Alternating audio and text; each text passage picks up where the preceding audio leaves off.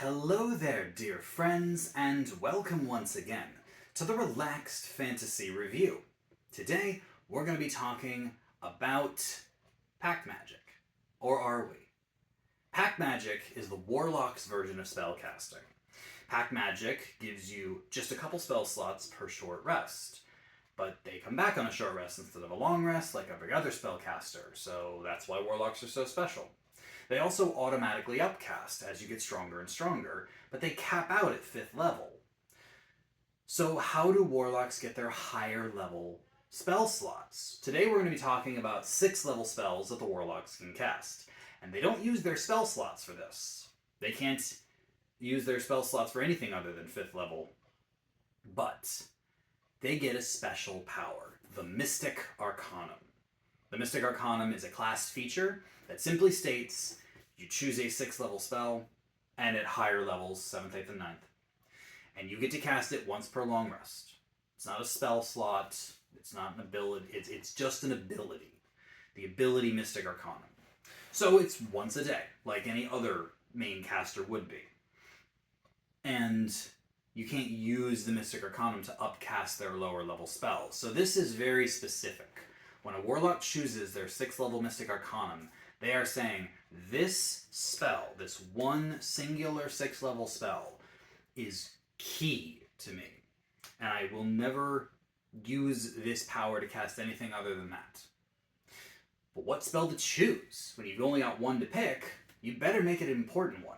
Well, I've made a top 5 list of spells I recommend all Warlocks consider for their 6th level Mystic Arcanum. Starting with number 5, the spell Eye Bite. Eye Bite is a concentration spell, lasts a minute, and when you use it in combat, you designate creatures in the battlefield, and they make a wisdom save. If they fail, then one of 3 effects happens to them. Either they go unconscious, or they become frightened of you, or they become sickened, where their attacks and saving throws have disadvantage. Now, when you're unconscious, due to Eye Bite, someone can simply shake you awake, or if you take damage, then you'll be snapped out of it. If you are frightened, you must end your turn 60 feet away and out of sight of the Warlock in question, and then the effect will end. And the second one gets a saving throw every turn to shake back out of it, so resist the effect. The cool thing about Eye Bite, though, is that every single turn, you designate another creature to be affected by Eye Bite. So you can just go around debuffing the battlefield at will while still doing all the other cool Warlock things, Eldritch Blasting and whatnot. So yeah, Eye Bite is a fantastic battlefield control spell with lots of great effects. And whatever needs to be done, frightening, sickening, or just unconsciousing people, knocking them out, it's just good. It's a powerful spell and well worthy of a spot for a Warlock that really wants to feel thematic, like the ultimate horror on the battlefield. Now, what if you're not trying to debuff? What if instead you're trying to do damage? Well, there's a great spell for that, and it's called Circle of Death. Now, a lot of people sleep on Circle of Death. It's a 6th level spell that, against a Constitution save, not the greatest save to target, only does 8d6 damage. So it does the same amount of damage as a Fireball would, a 3rd level spell. So what gives? Why is this spell so amazing? I'll tell you why Circle of Death is amazing. Because Fireball, which is famously quite a large spell, you cover an entire skirmish area in a 20-foot radius Fireball. Circle of Death's radius is 60 feet, which means that from end to end, the Circle of Death effect is 120 feet. That is humongous. In pure diameter speak, that's 3 times bigger than a fireball. And the amount of individuals in a circular area, 120 feet in diameter, that you can encompass, that's an army. That is a chunk out of an invading horde. That is a huge place. So picture this. You're the Warlock, and you have to invade or defend a place, and you are facing literally thousands of soldiers on the other side of thing. Well, guess what? No, you're not. Because even if They succeeded. 8d6, for the record, averages to 28 points of damage. That's the average. And if you assume they make their Constitution save, they take half damage. So that's 14 damage. Not much for a 6th level spell. But when you are hitting literally hundreds of enemies with one casting of this spell, the fact that they're only taking 14 damage each, that will kill your average guard and will greatly wound your average soldier, and that's assuming they make their save. It probably will kill the majority of the area that it's covering, unless you're shooting it at adventurers or powerful creatures like demons or something like that. It is ungodly strong when you consider its scale, the sheer scale of this spell. That's what 6th level spells are all about. So, what else? My third suggestion for the level 6 Mystic Arcanum is Tasha's Otherworldly Guise.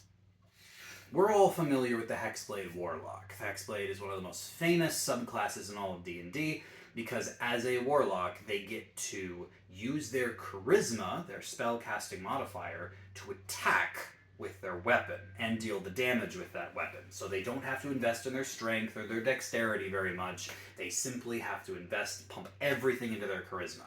A dip in Hexblade is popular for paladins, for bards, for sorcerers, for anyone who wants to double down on their charisma damage. But what if you don't want to play a Hexblade? What if you want to play a different Warlock for thematic purposes? The Genie Warlock is fantastic. The Celestial Warlock has some great powers. The Fiend Warlock is absolutely iconic. And then there's the Great Old One. Can't argue with that. But you still want to go into battle and be a Gish, be a sword and spell slinger. The Tasha's Otherworldly Guise spell gives you this opportunity. It has a bunch of different effects. You concentrate on it for a minute, and you choose the higher or the lower planes when you cast the spell. First of all, it gives you a bunch of damage immunities. If you choose the lower planes, you get immunity to fire and poison damage, as well as the poisoned condition. That's pretty awesome. If you choose the upper planes, then you get immunity to radiant and necrotic damage and the charmed condition. Also awesome. You gain a +2 to your AC as long as the spell is active. Can't argue with that. You also gain a 40-foot flying speed. That alone is an awesome thing to get from a 1-minute concentration spell. But of course there's the fly spell, which is a 3rd level spell. So, you know, we're stacking benefits, but now we come to the real reason we're here.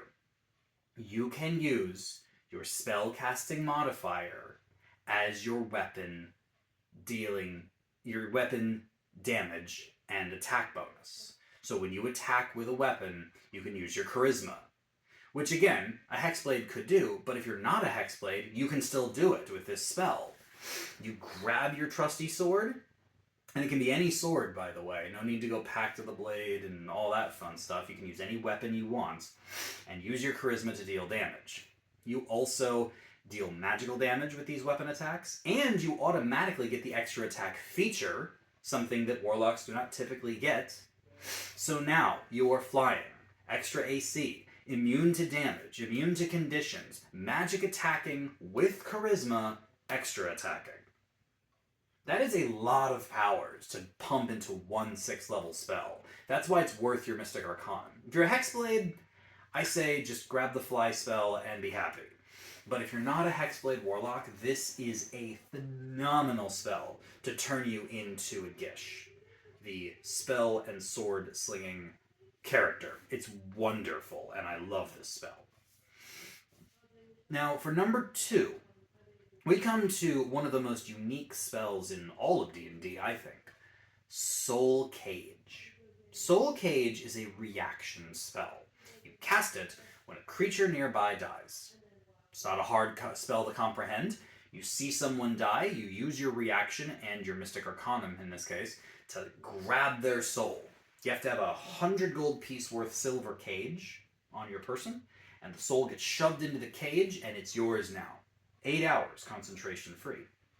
While you've got the soul in the cage, you can do several things to the soul. As long as the spell is active, which again, it's an 8-hour long spell, so this isn't indefinite, but you can use the soul 6 times, and in doing after then, or if the 8 hours passes, the soul is released into the afterlife. You can use it to heal yourself, so you can just pull vitality straight from the soul, heal yourself with it. You can use it to give yourself advantage. One use of the soul gives you advantage on attack, ability, or saving throw. So that's handy, on-demand advantage. You also can use a use of the soul to ask it a question. It doesn't know anything it didn't know in life, but it must answer you honestly. It's one of the only spells in the game that forces truth. And I'm not talking Zone of Truth, because Zone of Truth, a person can just choose to stay quiet. Not this. In Soul Cage, they must answer, and they must tell you the truth if they know it. So very, very potent for information gathering. But for my money, the best use of Soul Cage is that you can designate any location that the soul, or the person you just killed, has been. And then you can see into that place. You can see as if you were there, similar to a scrying spell. And it's an invisible sensor that allows you to just look wherever they've been. If you kill someone who's been in the final dungeon of the game, you know, where the big boss is, you can look across the distances and visualize it using this magic. But what's cool is that it actually isn't just limited to that. The spell specifically states, anywhere the creature was in life, their entire life. So if you manage to kill someone who's relatively old, it's like an elf or a gnome or someone who's been alive for hundreds of years, or someone who's very well traveled, who's been all over the world, or anything like that, where they've been lots of places in their life, you can just, there's gonna be places they were as a child or as a young adult that they haven't been in hundreds of years, and you're still gonna be able to see it using this spell. This is one of the ultimate spells that makes scrying look kind of pointless, because anytime you capture someone, the ability to see other places in the world is just in the palm of your hand, or rather inside a little silver cage. So yeah, healing, advantage on abilities and attacks and saves, questions answered, and the ultimate scrying power. 6 times in 8 hours. And then, you take a long rest, do it again. This is the sort of thing that with the Mystic Arcanum you can do once per day, and you could use it on a minion, you could use it on a lieutenant or a high-ranking official, or even a boss if you manage to kill them. There's no limitation on the power of the soul. So, with all those powers in Soul Cage, why is it not number 1? Well, number 1 spell is a number 1 spell. Honestly, it's one of the greatest spells in all of D&D, not just of 6th level. Mass Suggestion. Like its younger brother, Suggestion, you simply cast the spell, the creature makes a wisdom save, and if they fail it, you then give them a suggestion, a sentence or 2.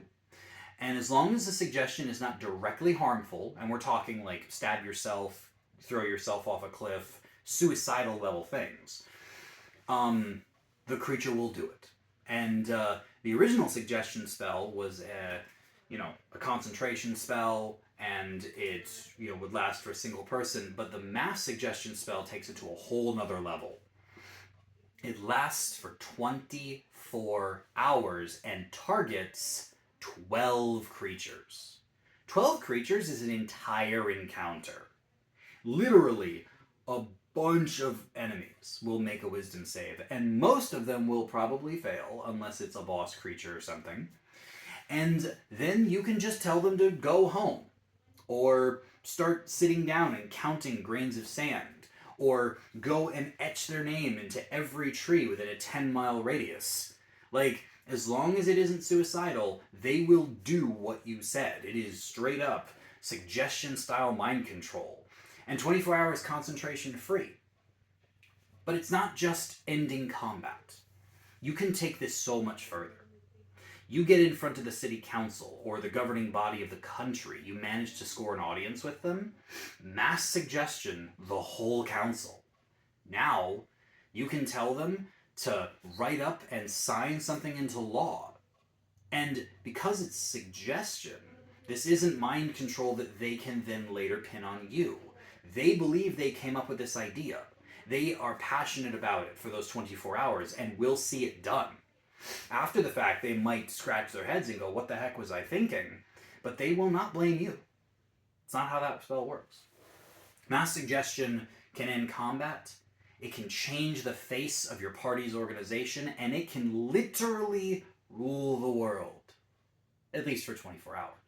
But it is one of the most broken spells in all of D&D, and absolutely worth any 6-level spell slot for a Warlock or any other relaxed fantasy review. If you enjoyed the video, please like and subscribe down below, and keep your eyes peeled for more spellcasting reviews coming down the line soon. Have a good one, my friends.